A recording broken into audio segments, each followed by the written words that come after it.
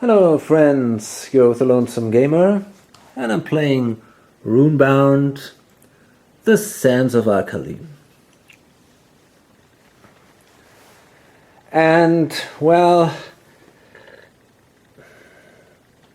I had a kind of mixed start. It wasn't that great. I mean, I didn't die or something. I managed to get 4 experience points, which is good. I got this cool item here,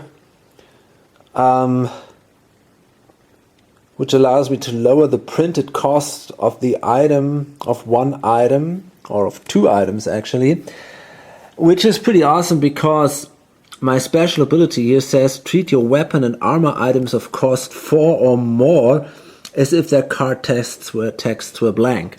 So that would mean that I basically, they're completely useless to me, if not for this special card here. I was extremely lucky here.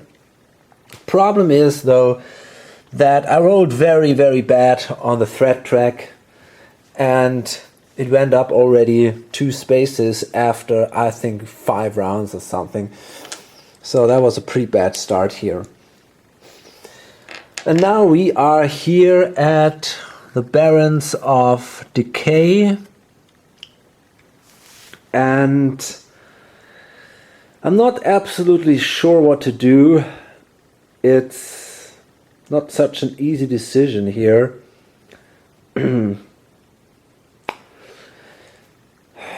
Thinking about, well, I guess first I'm simply going to roll a die. I think I'm about, yeah, well, not even sure about that one. Okay, I guess I'm going to travel by night, because I don't want to take an exhaustion marker here. On the other hand, maybe I should take 1. Damn, I don't know. Yeah, okay, why not? I'm going to, this one time, I'm going to travel by day, take an exhaustion marker, and roll 4 dice. Well, okay. I thought actually, if the result would have been a different one, I might actually moved here across the Shadowsgate Rift again. But for that I would have needed a mountain, and I don't have that. So crossing the desert of eternity, 1, 2, 3, 4. But then I needed a 5th die, which I don't have. So it's not possible for me to get there in that turn. So I guess instead I will move over here. Can I do that? Well, it's not that easy because we don't have any rivers to cross that blessed valley here. Oh boy. But I might move through the hills, bluffs of time maybe. Guess I might do that. Yeah. Okay, so I'm gonna take these 2 desert symbols, the dune symbols here, these 2, to move 1, 2 spaces. And then I'm gonna take the hills, the bluffs here, 1, 2 space, and I end up here. Try to move down here basically to the eastern flats, and maybe I manage to win that challenge there. Okay, and now I come to a story step, because if you don't face a challenge or draw one of these special cards, which I'm not allowed to do right now, you gotta roll a story die. Okay, so that's a river and a road. Okay, so the road says to find an old well. Your hero each discard 1 exhaustion, so that's definitely cool. And then we got the river, or in this case the lowland symbol. And that's now interesting. It says the winds blow. A breeze begins to pick up and sand swirls up from the dunes. Somewhere a mighty sandstorm roils across the landscape. Move the sandstorm marker 2 spaces. Okay, so in this case, because until now we didn't have the sandstorm, it will actually randomly appear somewhere on the board. And you can see here now, this is my personal sandstorm, and the basic sandstorm just has this inner size, but for solo play I want it to be a real a real obstacle, because in solitaire play you're playing against time, and the big sandstorm is definitely maybe more interesting here. So I kind of like that, to be a little bigger, and so let's see where it shows up. Okay, so here's now a sandstorm, and it's pretty close by, but it doesn't really affect our plans too badly, although it might move in this direction, which might interfere with our travel plans. So what is it with the sandstorm? Well, the sandstorm is or the spaces that are covered by the sandstorm are basically a specific terrain type. They don't keep their old terrain type, but they are now simply sandstorm terrain. And you cannot face a challenge in a sandstorm.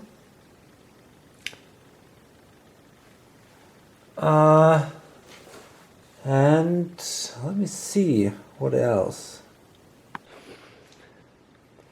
Okay, so I think that's basically the main thing. Obviously also the cities are also covered by the sandstorm, so you cannot enter them. And if you want to move into a sandstorm space, you can do this only with a way of movement which is not connected to a basic terrain type. So you cannot use the dice, but you might use some kind of item or so which allows you to move a space or something like that. You can also use these camels here, discard to move your hero 1 space. So that's also possible with the camels. You can also move through the sandstorm. Okay, so that's basically it, and it's the end of our movement action. Now let's go on. I'm gonna roll again 4 dice and hope to get as close as possible to the Eastern Flats here. Wait a second. Before, I gotta roll for the threat track. And this time it's a little better, only a 10.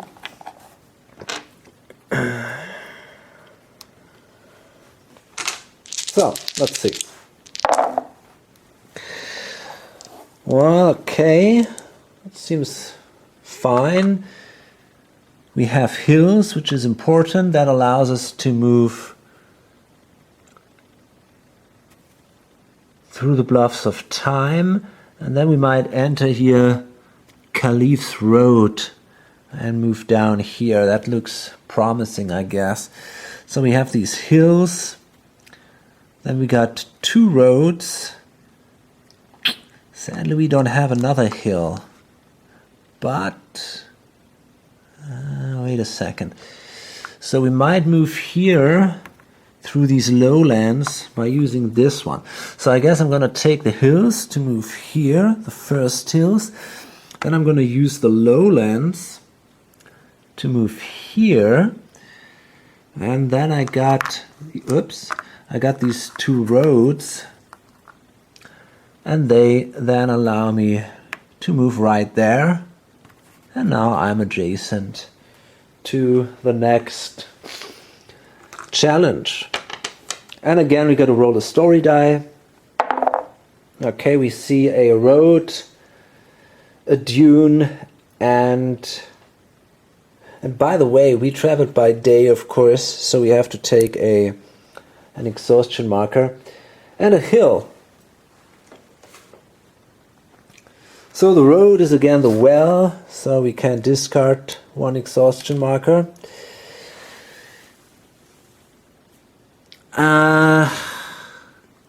Stolen gold is recovered. You hear a stumble, yeah, that's cool. 1 gold for the hills, and now it's the dune symbol. And this is now an interesting point. This is also one of my house rules again. If it is night, the active player may choose to replenish one adventure counter. He may choose any adventure jewel space, even those without sunbursts around them, as long as there is not already an adventure counter on it. I don't like that, simply because if I do this, I will probably end up only encountering adventure counters in my area. Simply because it's very likely to roll a dune on the story die. So in that way you can actually save the journey to a far off adventure if you simply stay there, wait for the story die, for a dune on the story die, and then place a new adventure right next to you, for example. And that is something I don't like. So what did I do instead? Well, I said, okay, I found a camel in the desert, so I'm allowed to take a camel instead. But I'm not allowed to have more than 3 of them at the same time. Yeah, exactly.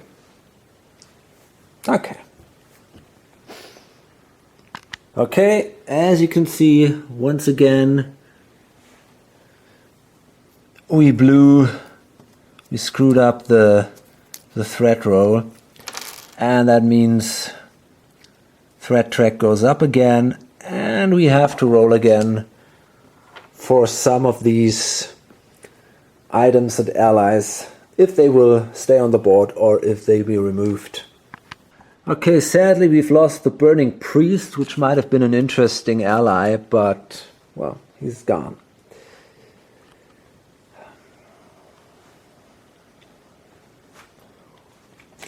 Okay, well, then, let's do our next challenge. I'm going to travel again by day. I'm going to take one of these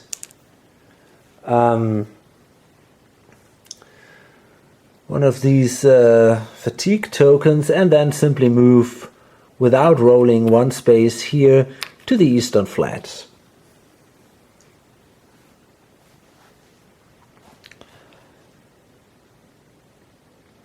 Okay, well then let's see if we draw from the Sands of Kalim or from the Traps and Terrors deck.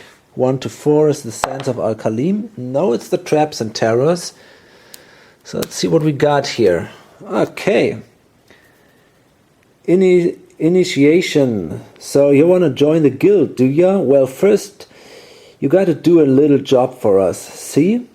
If you wish to join the guild, you may test Hide, Sneak or Tinker. If you succeed, you may take this card. If you have this card, you may test Hide, Sneak or Tinker at the beginning of any market step. If you succeed, you gain 1 gold plus 1 gold for every 3 points you test above 15.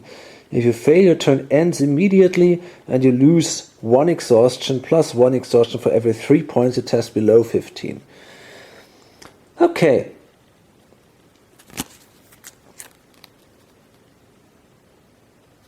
So let's see, why not?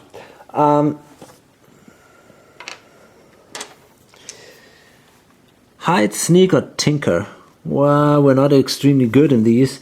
So we need a 10 here. And we got that. Okay. So now we can keep that card. And then we got to draw another one. This time from the sands of our Kalim deck.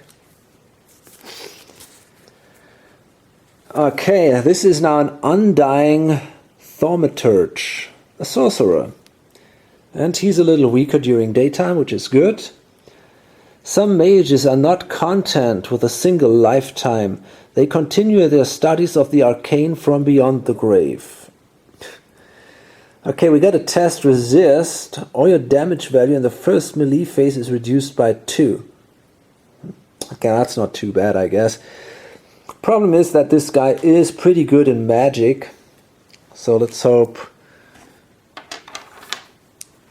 And he's also very strong in ranged attacks. So, oh man, this is not going to be so easy.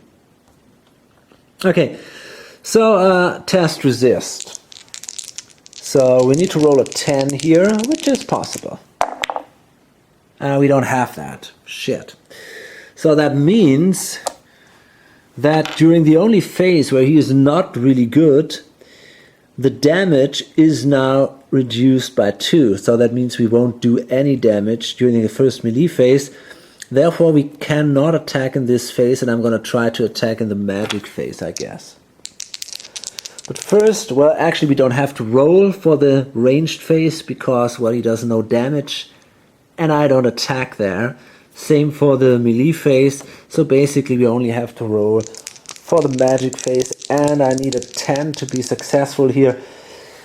Sadly I cannot do this ability here. Now it would be cool to do it, but I'm completely exhausted already. Bad luck here. Well, let's hope for the best. Yes, that's a 13. So that was really cool, because otherwise it would be 2 damage points.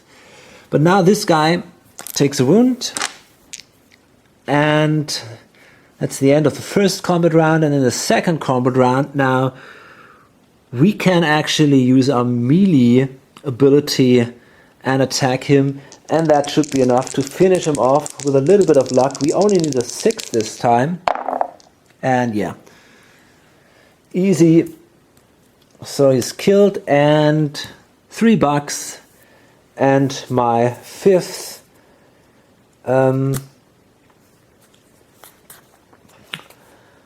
experience point.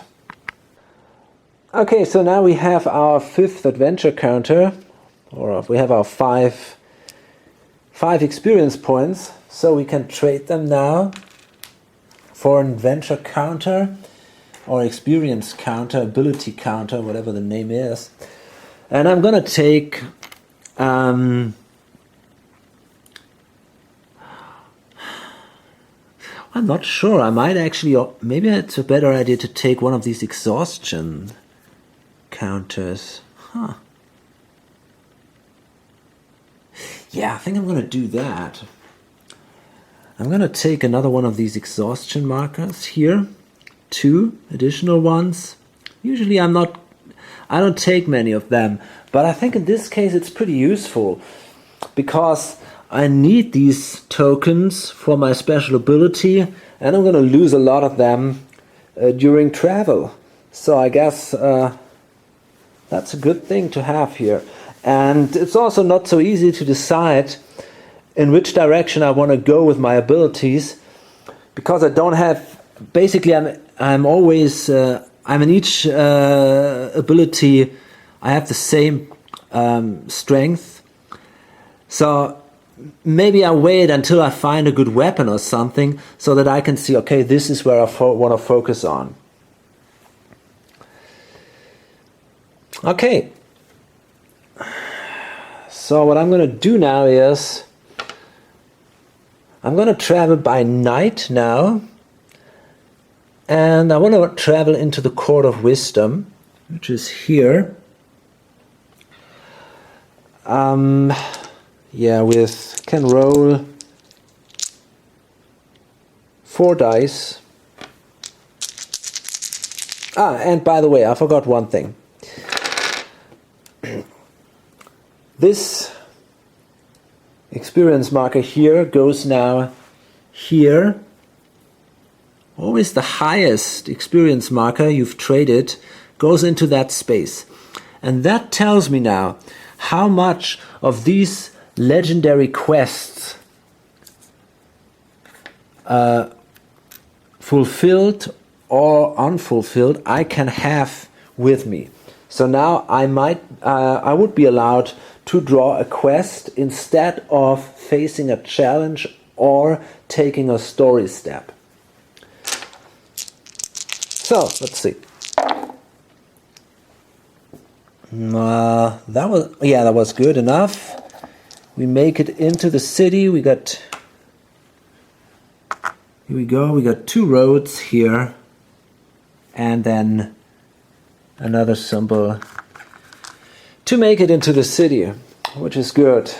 And well, we start now with exploring the bazaar. So we can draw a card here. This sucks pretty much. Well, it's for free, so I might take it, but it would be great to have something more powerful. I mean, we got the money, we got a lot of money actually. Okay, then we can heal this wound, and we can pay another one to get rid of all our exhaustion markers. So this now all goes away. Okay, I'm going to take, of course, that lesser charm. I mean, it's for free, so why not? Might come in handy one time. Discard to receive a +1 bonus to any skill test or combat roll. Let's see what else we do we have here. Well, there is this Clockwork Contriver. When you gain this card, choose whether it is an ally with no abilities or an artifact relic with the ability any phase activate to gain a +3 on any skill test after rolling. Well, that is not bad. I might take that. It's only for skill tests, but it's after rolling, so that is really pretty cool. What is this? When you draw an event, you may place it beneath this card instead of putting it into play. All the Sunburst adventure counters are still replenished. Then draw a new adventure card. If a new event of equal or lower number is drawn by any player, you may discard it and replace it with the event beneath this card. No more than one event may be beneath this card at any time. Well, that could be useful, but I think I'm not going to buy that. I have to check if I'm allowed to buy more than one or to gain more than one of these cards at the same phase, but I think so. There is no limit on how many transactions I do. So I'm really thinking about buying this. I mean, I got so much money. And what about this? Once per combat round, this ally may take.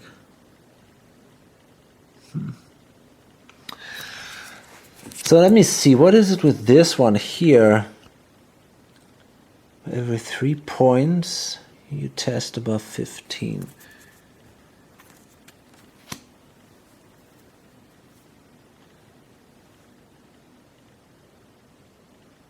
Okay. Yeah, I think I'm going to do it. I'm going to sell it as an artifact, actually. So I pay $6 here.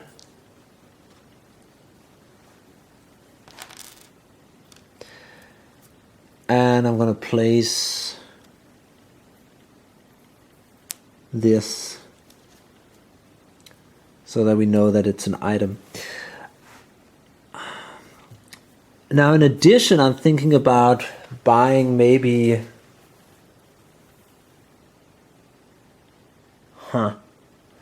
Yeah. Yeah, I'm gonna buy one of these. This is survival gear, and you can buy one of each during the market step. So I'm gonna buy this one. It costs me 1 gold. And water skin, movement stat, discard to cancel all wounds and exhaustion taken this step. Oh, that's kind of cool. Okay, yeah, I guess that's the end of the turn now. And well, we're still good, but the threat track just started again, so it would be a pretty bad surprise. Okay, I'm gonna try to move, well, either here. I might actually now attack this guy. Maybe it's time to do this now. So I'm gonna roll 5 dice and see if I can get to this celestial plateau. Okay, let's see what we got here. And of course I'm traveling by day, sorry for that. But if I start in a city, that's my house rule, I don't have to take an exhaustion marker. But we got this one here, we got a forest, which is a mirage. So now I will actually take an exhaustion marker for that. And then let me see if we got, yeah, we got a few hills here. So that allows me to move to this guy. Yeah, okay, cool. Now, let's do our first yellow challenge. From the Sands of Kalim deck, the Shadow Assassin. That was a good decision to do this by day. As you can see, by night he's much stronger actually, a bandit. The skilled assailant makes up in deadliness wheat. What? No. The skilled assailant makes up in deadliness what he lacks in courage. For him, darkness is a weapon. If it is day when you draw this challenge, shuffle it back into the deck and draw another challenge to resolve. Yeah, great. Okay. Okay, so let's give it another shot. Oh, that's harder. A Baron's Lizard. An abomination again. Before combat, test lore to identify the weak points in the lizard's armor. If you fail, your heroes and allies inflict -1 -1 damage in each combat phase. So now I know it was a good decision to buy this clockwork contriver as an artifact. Okay. So, lore. We need a 16. We got a 4. Okay. So let's see. Let's roll a die here. Come on. That wasn't bad. That's a 10. Okay, so we need 2 more. And now we can actually exactly activate this thing to gain a +3 on any skill test after rolling. So I'm gonna do this. This is now activated, and I managed to do this test. And now we gotta fight. Okay.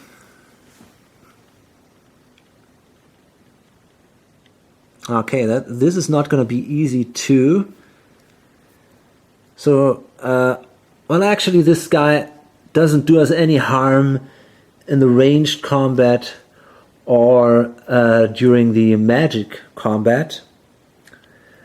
But he's pretty strong here if it comes to melee combat. So what I'm going to do is, I'm going to use my special ability now. Once per combat phase, you may take one.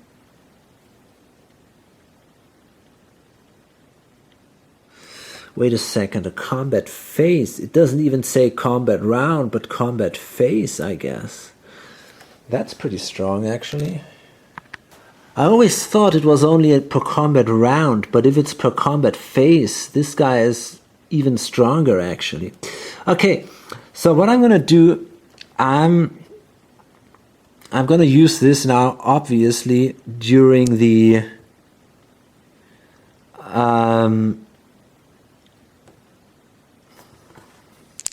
melee phase. So now I got a 7, and I need an 8 to beat this attack, which I have. So that's a hit.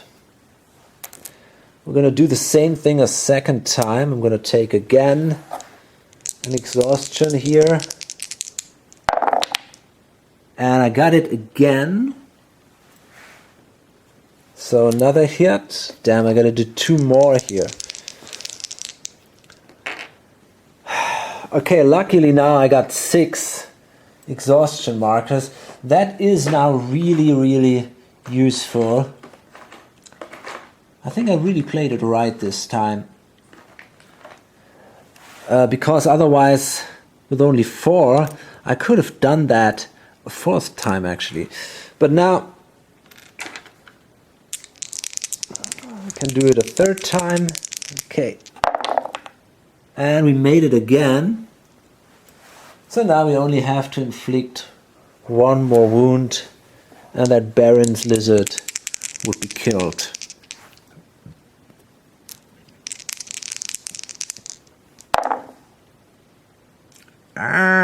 Is that good enough? Yes, it is. Awesome. We made it. It was quite exhausting, but it was definitely a success.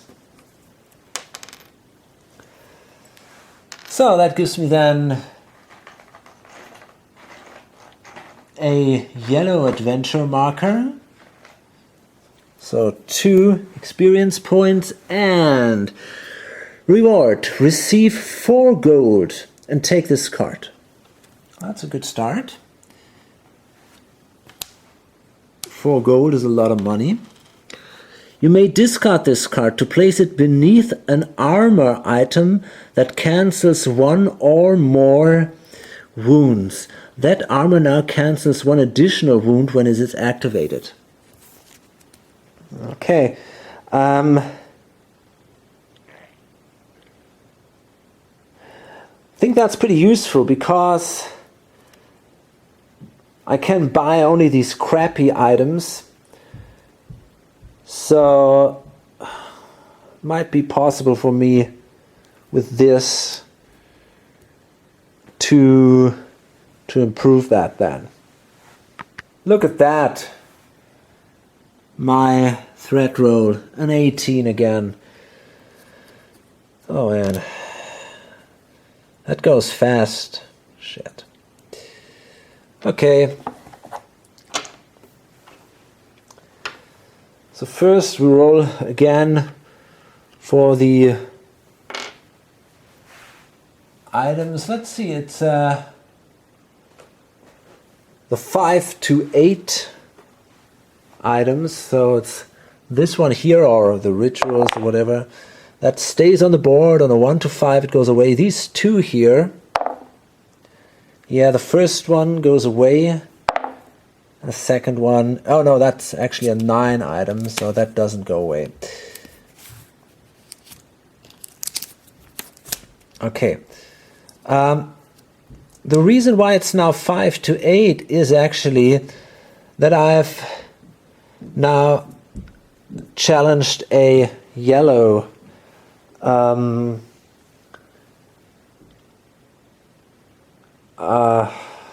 yellow challenge, and it is more likely that during this stage of the game people will buy items in the range of 5 to 8. You know, as long as I only challenge these green adventures, it's only 1 to 5 items, 1 to 4 items, because nobody really has much money usually. But now we are in another league, and the higher valued items might be purchased by other players. So to simulate that, I roll these dice. And now, because it's an even number where the threat track moved to, I will fill the market stacks. That's weapon tampering. That's a cool card. That's a really cool card. We might use that. That helps us to improve our weapons, and that is something we definitely might want to do. The problem is that we can do this here in Iram, which is so far away. A really bad ally, which we probably don't take. He doesn't have any exhaustion, so that's pretty useless. By the way, we got a roll. On a 1 to 5, he's replaced by one of these special allies. Yeah, that's actually the case. So he goes away, and instead we have one of these, which is definitely better. The Court Wizard. Okay. That's interesting. So, what else do we have? A Dusk Dagger. Okay, we might get that. It's not bad. Portion of Strength could be helpful. And finally, the Bow of Bane. Pretty cool. So,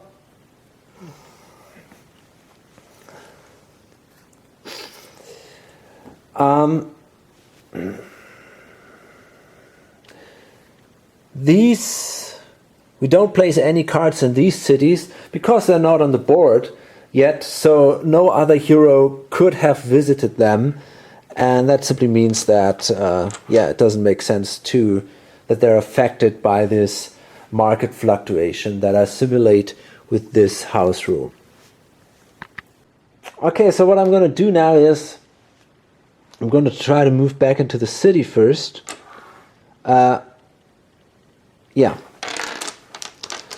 So I roll 4 dice. And actually I did this by night. So, okay, we got 2 hills here. Or 1 hill is good enough. And then we can move into the city. Fine. So let's draw another card here. So that would be an ally.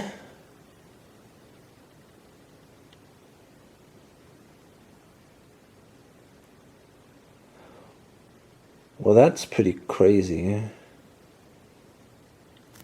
That's a good guy. Damn. Now this is a tough decision here because okay, we got that Dusk Dagger, which is really cool. Your hero receives a +2 bonus to his melee combat rolls. You know why this is so great? Simply because it's not a weapon, but an artifact. And therefore, we are allowed to use this because it says treat your weapon and armor items. So, I definitely need this one. But this is also great because he wouldn't take any exhaustion because he's basically a machine. So he's not that great in fighting, but still, I mean,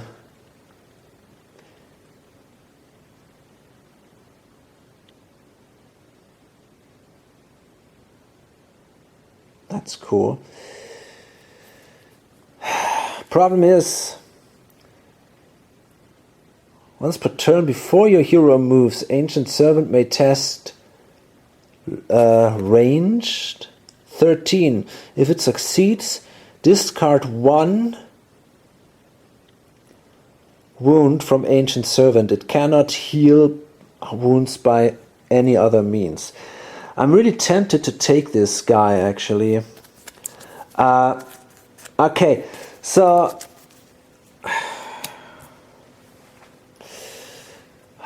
shit, $7. That's a lot.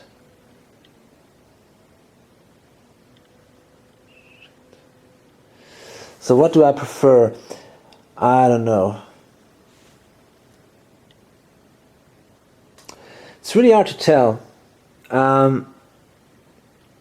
Okay, I guess what I'm going to do is I actually will take the dagger first. This thing is so damn useful. A +2 bonus to his melee combat rules is just amazing, and we don't even have to activate that. So that's something I absolutely want. And then, wait a second. What is it with this? Well, we had to do this at the beginning of the market step. Huh. Well, we could think about doing this initiation thing. Okay, but for now, we place this guy back here, and we simply hope that the threat track won't move on right now. But maybe, although I'm not sure, but I might consider getting this ally. Okay, I feel kind of strong actually. So I think I will do that one and maybe even ignore this one down here, but instead then move on here to these 2 yellow challenges. But first I want to take this one here in the Sands of Kalim.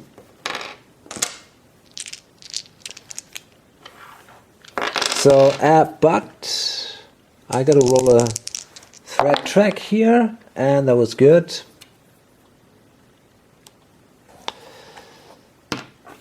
And now I'm rolling, and I'm gonna pay $1 to get rid of all these exhaustion markers here.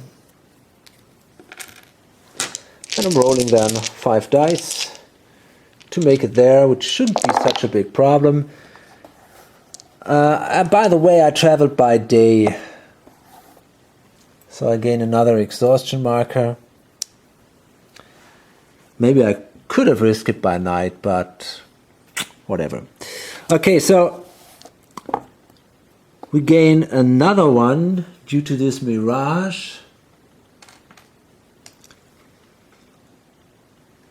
And then we got only 1 road. But we got a hill. Shit, I don't believe that. I don't get there. Well, that sucks. No way to get there. Oh boy. Yeah, I can only move basically here. And that's it then.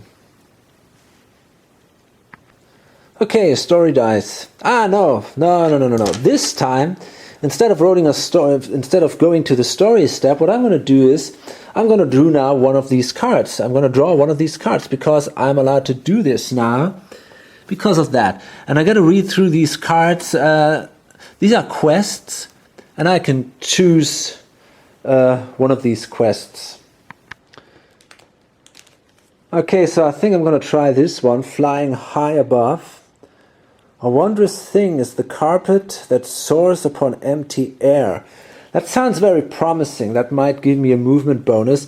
There is a special item on the back of this. I don't know what it is. I guess it's a flying carpet, but I'm not sure what it is. So it might be a very powerful one. This amazing creation, which you found in a treasure cache of Harun, could have made you a legend, but alas, it has fallen prey to the ravages of time. Loose threads and tassels is all that is left. Perhaps you have some skill with the loom.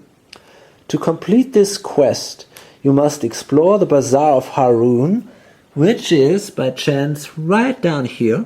So that's not too far away, actually. You must then succeed at the following tests. Tinker,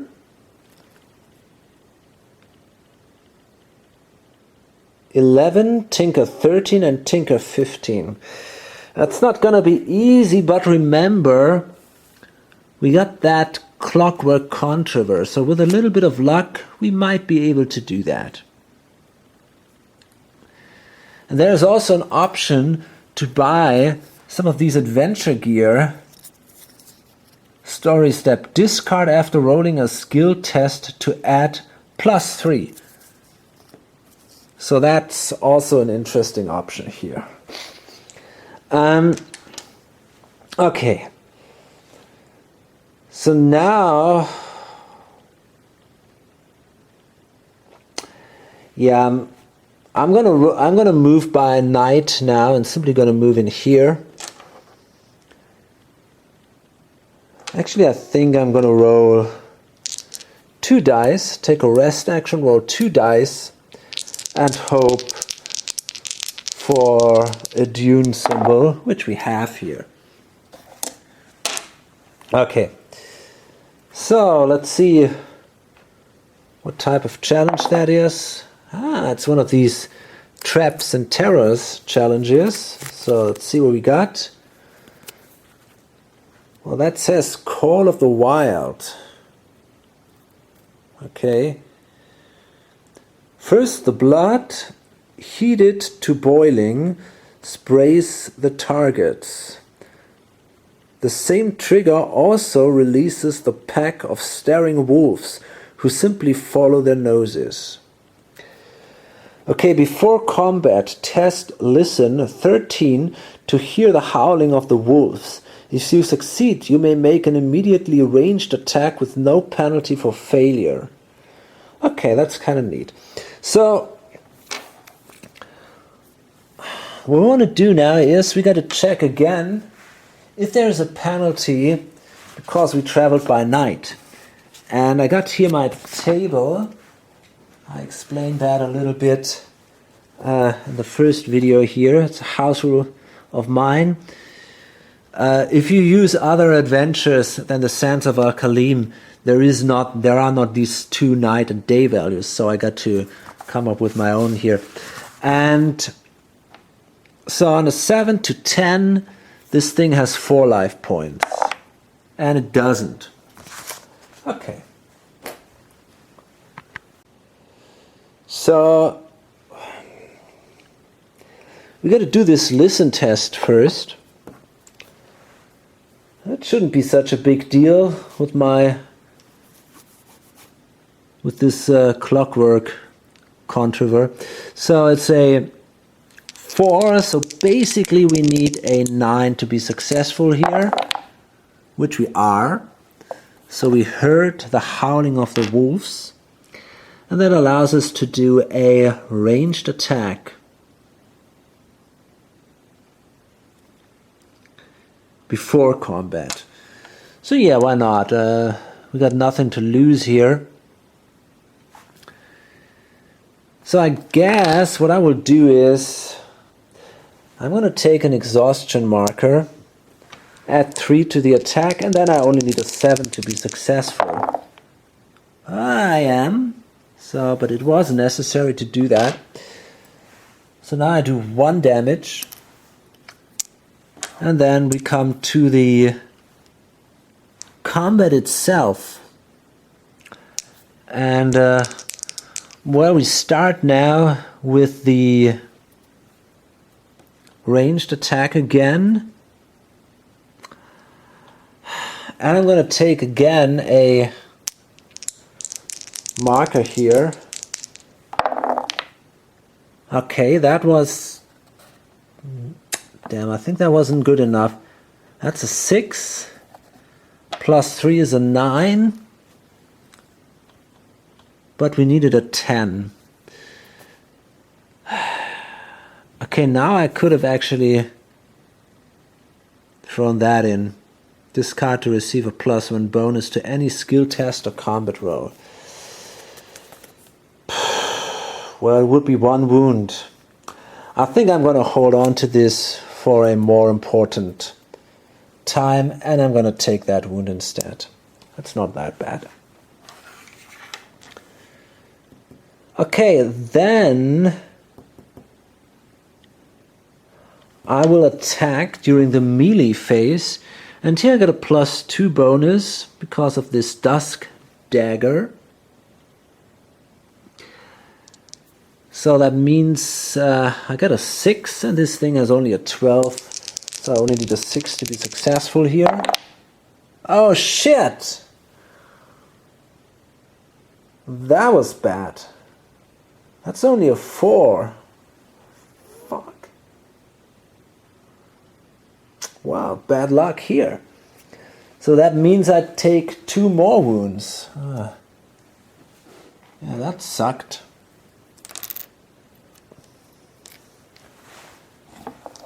And then nothing happens during the magic phase because he does no damage. Okay, again I'm trying to survive the ranged phase by simply taking an exhaustion marker, and I managed to do that this time. And then I'm going to try to attack again during the melee phase, and I need a 6. Come on. Yeah, this time I made it. So I did a damage. A second one to these wolves. And we do the same thing once more. It's ridiculously how hard I'm fighting with a green challenge, but sometimes you're just unlucky. Yeah, okay, that was fine, and now we come again to this melee roll, and I made it finally. Okay. So, gives me $3, which I have to pay to heal again, so it was pretty much a waste. But on the other hand, it also gives me a experience marker, which is of course pretty cool. So let's roll on the threat track.